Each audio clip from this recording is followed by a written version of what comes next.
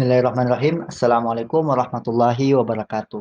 Perkenalkan, nama saya Muhammad Kafiullah, kelas FM 18D. Kali ini pada final teknik analisis laporan keuangan, saya mengambil pembahasan yaitu pada materi ke-10 dan ke-11, yaitu profitabilitas, sales growth, asset growth, dividend per share, dan cash flow. Nah, rasio profitabilitas yang pertama yaitu untuk mengukur kemampuan suatu perusahaan dalam menghasilkan laba dari kegiatan produksi yang dilakukan.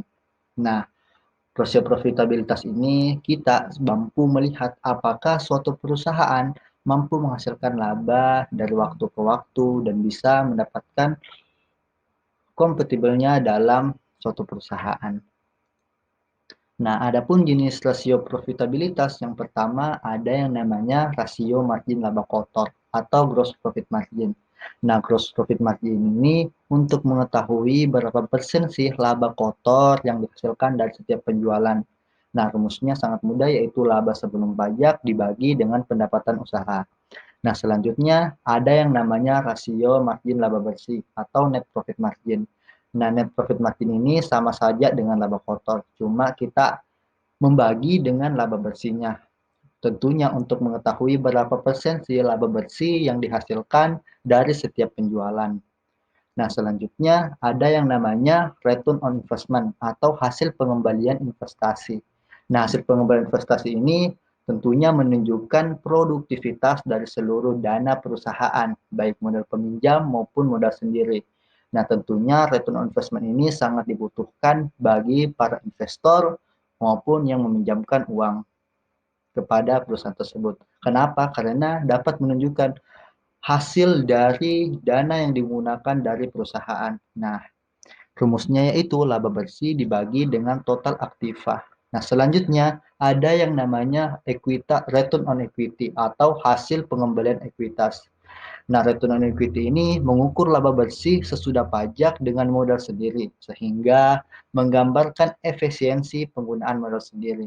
Nah, tentunya ini mengukur pengembalian terhadap modal, sehingga modal yang digunakan apakah mampu sesuai dengan efisiensi dalam produktivitas suatu perusahaan. Rumusnya laba bersih dibagi dengan ekuitas.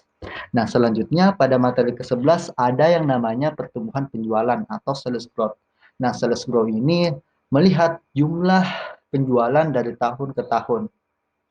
Nah, tentunya sales growth ini sebagai pihak perusahaan melihat suatu perusahaannya apakah penjualannya terus bertumbuh atau tidak.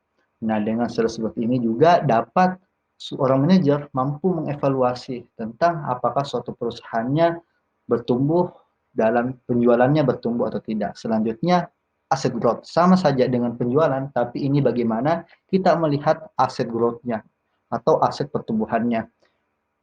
Nah, rumusnya yaitu aset bersih tahun ini dikurang dengan aset bersih tahun lalu, lalu dibagikan aset tahun lalu sebelumnya.